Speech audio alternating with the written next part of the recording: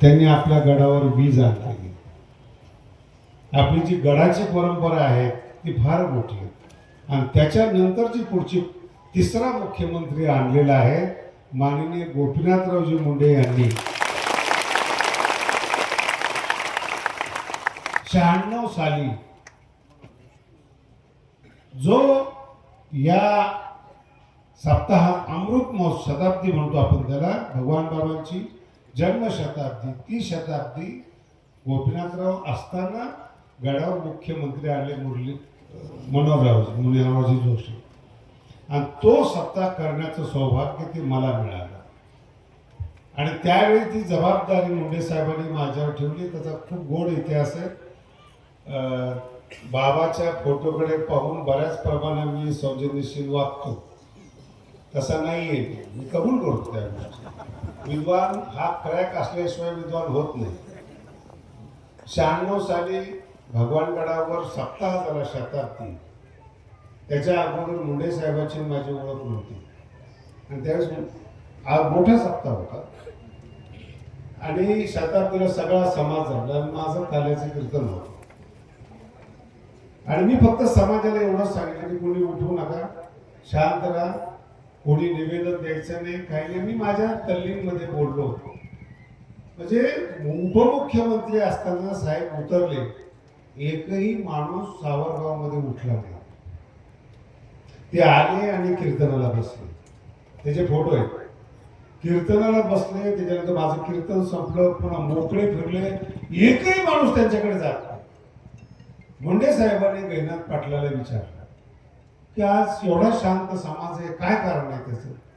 ते म्हणजे शास्त्रीजींनी लोकांना सांगितलं की शांत राहा म्हणून समाज शांत आहे. ती पुढची गोष्ट सांगायला मुंडे साहेब होते. म्हणजे कोण आहे ते? म्हणजे सानप आहेत, आमच्या घरातले आहेत, शास्त्री. एक सेकंद न लावता मुंडे साहेबांनी भीमसिंग महाराजाला प्रश्न विचारला, तुमचा वारस कोण? ते म्हणे कोणी नाही. शास्त्रीजी चालतील का? ते म्हणे हो. बघा इतिहास काय. मग इतक्या लवकर तुम्ही निर्णय का करता? ते म्हणे जो समाज माझा ऐकत नाही, ह्या पोराचा ऐकतो, शांत बसतो, हाच माणूस भगवानगडाला नीट करणार आहे. मला सांगितलं. आज मला यातलं काही माहित नाही. मला काही माहिती नाही. शताब्दी भगवान बाबाची आपण सावरगावला करायला पाहिजे. महाराष्ट्रातला न्यायाचार्य आणि पीएचडी मी, पुन्हा तरुण, पुन्हा सगळा महाराष्ट्र प्रेम करत होता. मामासाहेब दांडेकरांनंतर शिकलेला पहिला माणूस संप्रदायाला संस्थेचा. त्याच्यामुळे एवढं प्रेम होतं की ती मला नको नको होतं प्रेम. सारखी लोक. आणि ती माझी पीएचडी चाललेली होती. मला मुंडे साहेब म्हणजे तुम्ही बंगल्यावर या.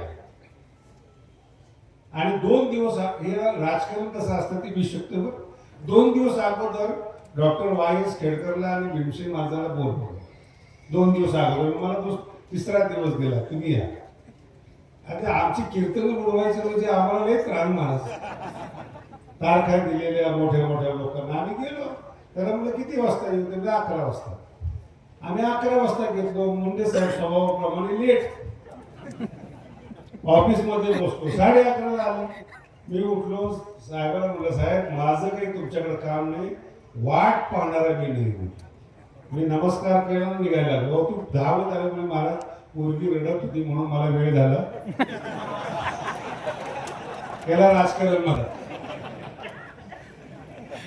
इथून पुढे म्हणलं मी वाट पाहणार नाही, मला गरज नाही. आणि मी बाबाच्या गादीवर बसलोय बघा. मला सत्ता हा प्रकारच माहित नाही. सत्ता काय असते, राजकारण काय असतं, मंत्री काय, काहीच माहिती नाही. आम्ही आमच्या क्षेत्रातले मुख्यमंत्री. आम्हाला काहीच माहिती नाही. आमच्या गुरुचं प्रेम, महाराष्ट्राचं प्रेम. मग मला त्यांनी सांगितलं की आपल्याला महाराष्ट्रात न भूतो न भविष्यती असं सत्ता करायचं आहे, तुमचं बजेट काय? मी त्यावेळेस म्हटलं डोंगरावर कोणत्याही कीर्तन करायची इतकी ताकद नाहीये की 2 लाख समाज रोज गडावर आणू शकतो. आणि मी मुंबईला शिकल्यामुळं, माझ्या गुरुचं स्थान असल्यामुळं मला ते गुरुच्या माध्यमातून ओळखी होत्या. मग मी म्हणलं त्या काळात ज्या ज्या गायक लोकांचं क्रेज आहे त्यांचं आपण भजन ठेवू. मग आम्ही सुरेश वाडकर, अनुराधा पौडवाल हे सगळ्यांना घेतलं, त्याचं बजेट केलं. बजेट करून माझं बजेट निघालं 4.25 लाख रुपये. मी दिलं. एवढ्यामध्ये आपला सप्ताह होतो. आता मला काही काय केलं गोपीनाथरावने मला यातलं काहीच माहिती नाही. आणि मग अर्ध्या तासाने मला भीमसेन महाराजांनी वायस खडकर भेटले. मला म्हणे तुमचं साहेबाचं काही बोलणं जातं. हो काय झालं साहेब म्हणले किती बजेट लागतं. म्हणलं 4.25 लाख रुपये प्रत्येकाची फीस लिहिली मी दिली. अहो काय करता आम्ही 80 लाख सांगितले तुम्ही. आमच्या भांडणाचं मूळ 80 लाख आहे. आता मला काय माहिती किती यांनी काय सांगितलं. साहेबांनी त्यांना अगदी बंगल्यामध्ये ठेवलेलं. त्यांचं बजेट 80 लाख. आणि तिथून जी आमची वादामध्ये ठिणगी पडली की आपल्याला गडाचं, अहो म्हणलं महाराज गडाचं काम करायचं तुम्ही डायरेक्ट पैसे मागा ना. हे सप्ताहाचं नावाखाली तुम्ही असं का बजेट दिले तुम्ही. आणि मग वारकरी संप्रदायातली पहिली कलर पत्रिका भगवानगडाची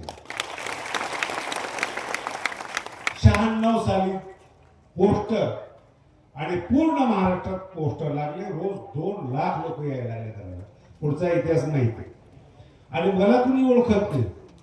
मी शेजारी उभा, माझ्या बरोबर गावगावची लोक आले भीमसिंगाच्या पुढे घोषणा देतात, शास्त्री तुम आगे बढ़ो हम तुम्हारे साथ है. आणि त्यांना माहिती नाही की मी त्याच्या मागे उभा आहे. आणि हे सगळं प्रकरण भीमसेन माझ्या लक्षात आलं की, आणि मी महाराजांना सांगितलं होतं माझं कीर्तन ठेवू नका सप्ताहामध्ये. मला एकदा बघितलं की तुम्हाला त्रास होईल. 2-3 वेळा सांगितलं पण नाही जरा पुढे योग आला. आजचा जो विषय आहे तो इतका सुंदर आहे. मागाशी थोडं सांगितला. भीमसेन महाराजांचं ब्रेन ट्युमरचं ऑपरेशन झालं. टाळकरांचा माझ्या कीर्तनाला त्या काळात विरोध होता. भीमसेन जसं मी बसलोय असं बसलो होतं शेजारी मला उभं करून भीमसेन महाराजांनी त्यांच्या अध्यक्षतेखाली या गडाचा 3रा उत्तराधिकारी म्हणून याच गावामध्ये, याच ग्रामपंचायतमध्ये काल्याचे कीर्तन केले. आणि म्हणून मला संधी चांगली वाटली की 75 वर्ष पूर्ण होत आहेत. या 75 वर्षामध्ये हा मुलगा महाराष्ट्राचा नाही, कारण की तुमच्या खोडी मला कळालेल्या आहेत. तेलंगणातला आहे. गोडी हातनूर हे गाव आहे. आणि भगवान बाबांनी तिथं दौरा केलेला आहे आदिलाबाद जिल्ह्यामध्ये. त्या दौऱ्याच्या घरातले हा मुलगा आहे. आणि मग शिकायला 12 वर्षाकडे आपल्याकडे आला. 12 वर्ष आपल्याकडे शिकला. शिकल्यानंतर एकनाथवाडीला महंत केलं, चाचणी केली, सगळ्या ट्रस्टीच्या संमतीनं, सगळ्या लोकांच्या संमतीनं. आणि बसवण्यामध्ये एवढाच हेतू आहे, गडाचं कोणतंही काम शिल्लक राहणार नाही. मी पूर्ण करणार आहे.